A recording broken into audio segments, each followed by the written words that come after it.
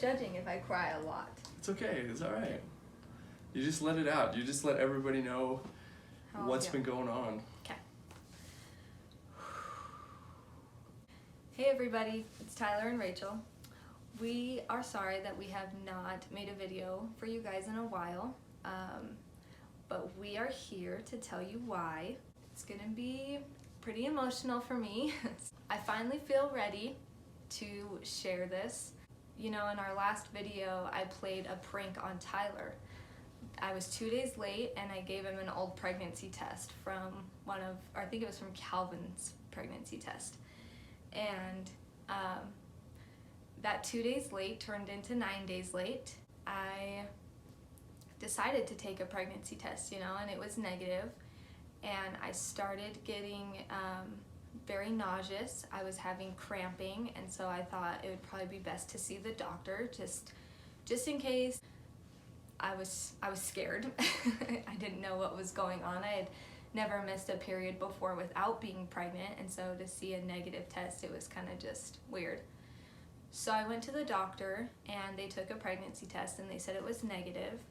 And then they decided to test me for STDs because that's, I guess, a really, should I say that? That's fine, yeah. Which is weird, but I know, yeah. They decided to test me for STDs because that's actually a really common thing for a missed period in women. I was willing to do it to see what was wrong, but everything came back normal. Just I made have you feel no weird. STDs. Just made you feel weird that it's like, we have to check you for STDs, yeah. you know? It's yeah, like, so, okay. Well, the cramping got worse and the nausea got worse, and I took another pregnancy test and it was still negative. And then by this time I had missed 2 periods. I had gone a whole month without a period. It was scary.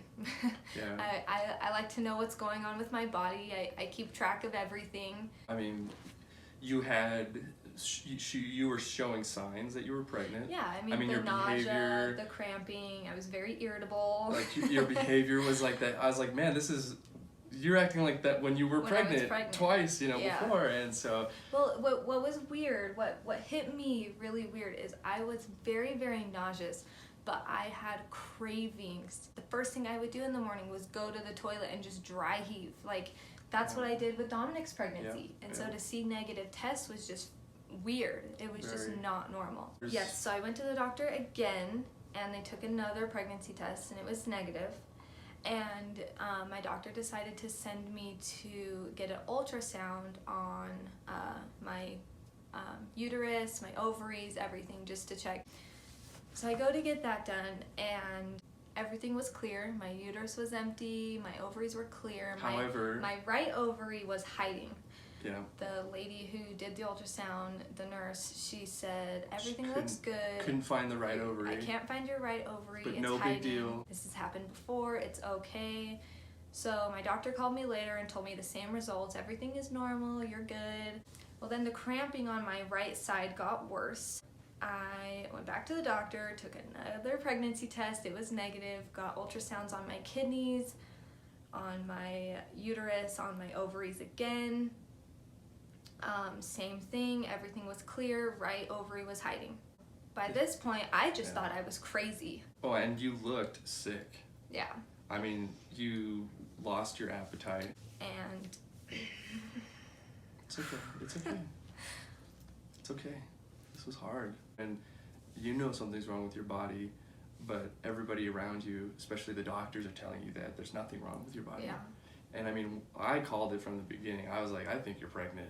But after, what was it, 4 tests? 4 pregnancy tests? Yeah, so I did 2 home tests, and then the doctors did like 2 or 3 times? 3 or 4 times. 3 or 4 times on top of that, and they all came back negative. Mm-hmm. And at this time, both of us were just like, what's going on? Because if you looked at Rachel, I mean, just walking was hard. I just couldn't stand without feeling like I was gonna throw up. Just all the time. Because that's kind of how they were treating it. It was just like, you're sick, you'll get over it. You'll start your period eventually. You know, everything's okay, everything's clear. After the 2 weeks, I lost 15 pounds. And I really don't have 15 pounds to lose. How sick I was and how hard it was to just get up. and do the simplest things, you know? But to me, I was just like, I viewed it as weak. I mean, after a month and a half of the doctors telling me nothing's wrong, like, but me still feeling all of this, you know, like that messed with me.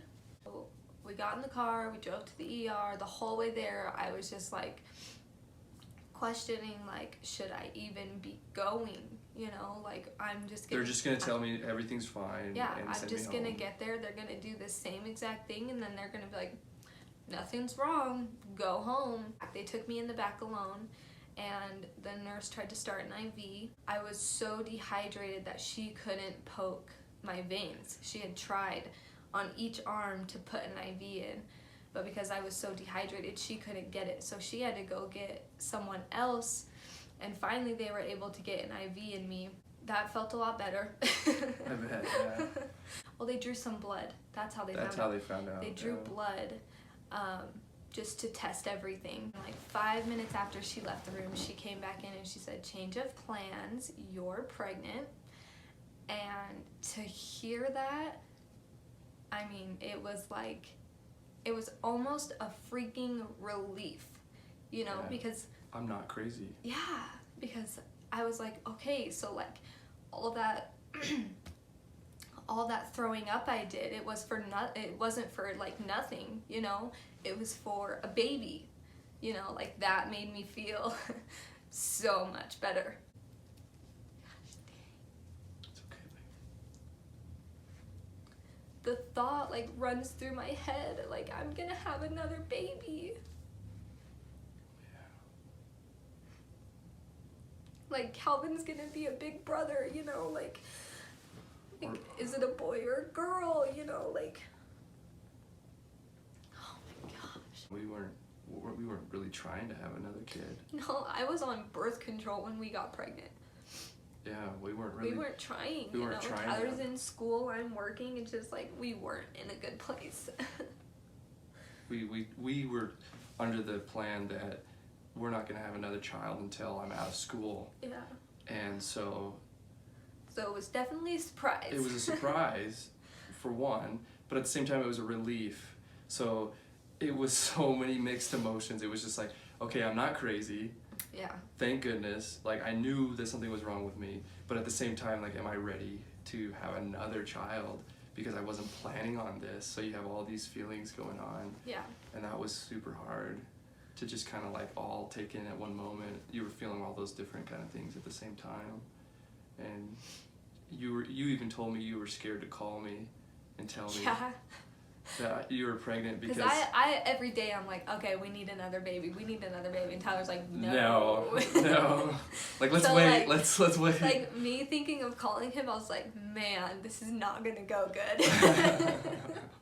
And the nurse is doing the ultrasound and she turns the screen away, and right then I kind of knew, like, okay, like maybe something's wrong, you know, like maybe it doesn't have a heartbeat, you know, like those things definitely ran through my head. But then she played the heartbeat, and that, oh my gosh, that made me feel like, oh my gosh, it has a heartbeat, you know what I mean? It's okay, like, yeah. cool, like everything's okay. And I asked her, I was like, can you tell me how far along I am? Because I had missed 2 periods. And she said, I'm not allowed to tell you anything, which is typical. A lot of, you know, nurses that do ultrasounds aren't allowed to tell you. The doctor has to tell you. So, like, after I tried asking her questions about the ultrasound and she told me she couldn't tell me, she started bringing up, like, my kids at home. How old are they? Like, kind of just, like, getting my mind off the, like, the ultrasound, and like kind of seeing, like, you're gonna lose this baby, but you have yours at home, you know? Gosh. The doctor comes in and she said she has papers. She has pictures of the baby, and she says, so you're 7 weeks pregnant and your baby has a heartbeat.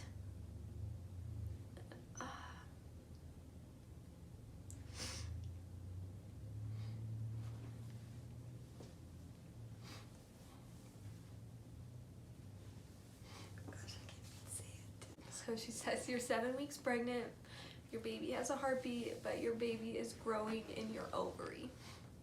It's an ectopic pregnancy, and we're gonna have to go in for emergency surgery tonight. The first thing I asked, I was just like, can you save this baby? You know, like, I just wanted to know, like, I wanted to hear the words, like, no, you can't, because if I didn't, I would always question that, you know? Like, what if I asked, would they have tried, you know? But, like, there's no way of transferring that, and I kind of knew, but I just needed to hear it. I looked over at my mom, and she started crying, and then I think that's when it hit me, like, you're having an ectopic pregnancy, you can't save the baby, like, they have to go in tonight and take it out, and, like... Or you would die, and it was very high risk. Because normal, I was already 7 weeks. Yeah, normal ectopic pregnancies.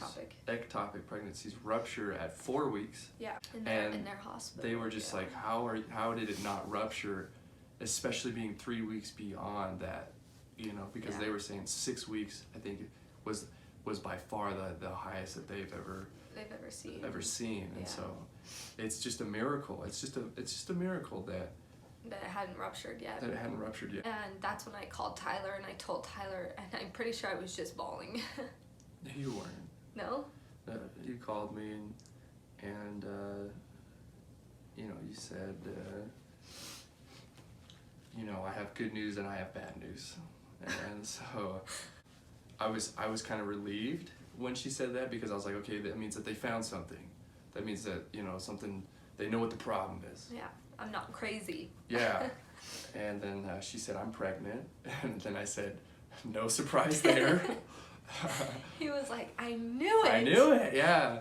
You know, and, but then she said, but there's no way that they can save the baby. It's an ectopic. And that it's an ectopic pregnancy. And then I went over and I saw Rachel in the hospital.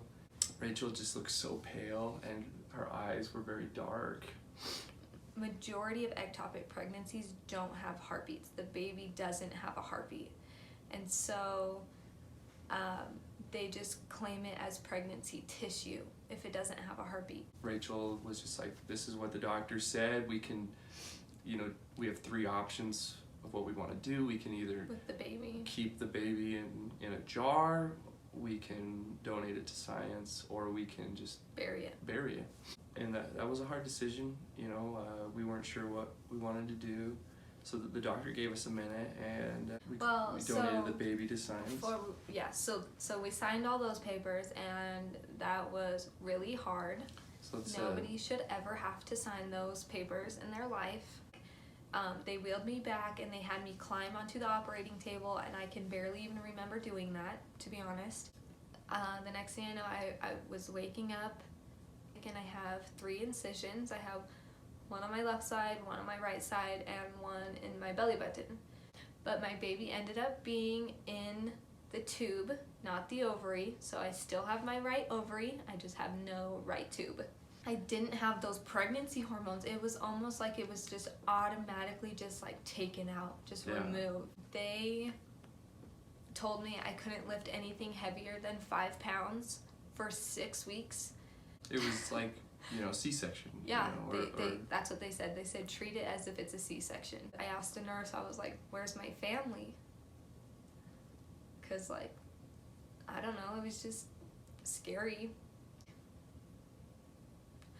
I don't even know. I don't even know if I asked anything. I just remember, like, okay, it's over. It's been an emotional roller coaster. Every month when I'm expecting my period, I have, like, anxiety of it coming back. Like, what if I miss it? Like, is it gonna be another ectopic? Because once you have an ectopic pregnancy, you know, you're at higher risk for another one. You were going through so many emotions about, you know, feelings of like abortion, and feelings of like, you know, guilt and things like that, whereas like I couldn't understand why.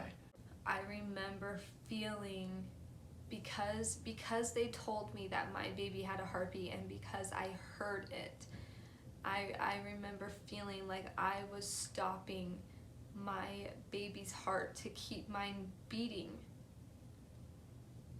And I didn't feel that was fair.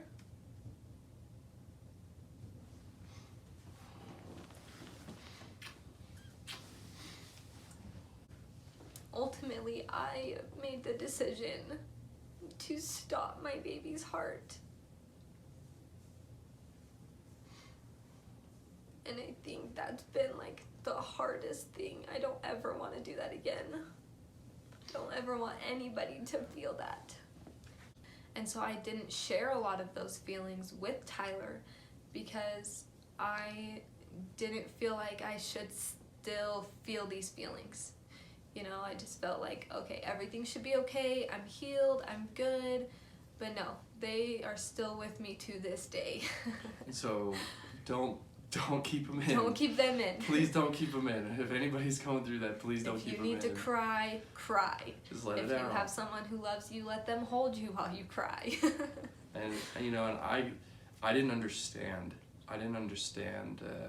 Because like I said, it was a different experience completely for me. So I just thought, hey, everything's great. You know, she's alive. Rachel's alive. And I am. I'm grateful for my life. And, I'm grateful that I was able to come home to my kids and to my husband and still be here for them. It's not been easy, for sure. And so our heart goes out to anybody who's gone through this. Gone through like anything like this, you know, it's miscarriages, like stillbirth, you know, ectopic. I honestly feel like they are all super hard. Usually our pregnancies end in delivery. Yeah. Her mom, thankfully, was so kind enough to actually come and stay during the day. She pretty much came over first thing in the morning and left at night when Tyler got home. Yeah. You know? It is a miracle. It's a miracle of, if we looking back, like we think about everything, and it was a miracle that everything worked out the way that it did. We kind of made this video to just let everybody know what's been going on in our lives, why we haven't been vlogging, but to also just like let women out there know, like, you are not the only one, you know, like we know what it's like. We've been through it, we felt it, like it's a real thing and it's hard. Maybe this will help you understand what to expect down the road, that it's not just over at the hospital, that it takes months and months of healing afterwards as well, emotionally as well as physically. But if you guys have made it through this whole video, thank you. Hope you enjoyed it, and that we're excited to get back into vlogging. And we love everybody who watches us, and thank you for supporting. If you want to, you know, continue following our journey, go hit that subscribe button, like this video. and please leave comments. We would love to hear other people's experiences, so please comment, you know, and can't wait to see you until next time. Bye guys. See ya.